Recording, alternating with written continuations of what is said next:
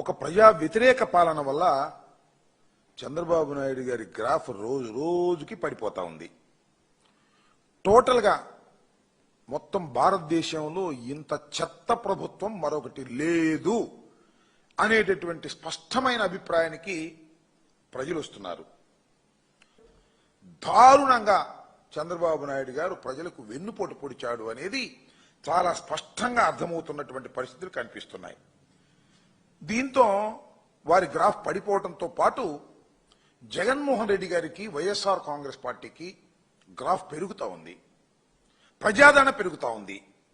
2019-24 మధ్య జగన్మోహన్ రెడ్డి గారు పరిపాలించినటువంటి 5 సంవత్సరాల కాలంలో వారు చేసినటువంటి సంక్షేమ కార్యక్రమాలు కానివ్వండి, వారు అందించినటువంటి కార్యక్రమాల వల్ల ప్రజలు ఎంత సంతోషంగా ఉన్నారో ఇవాళ గుర్తు చేసుకునేటువంటి పరిస్థితి ఏర్పడతా ఉంది.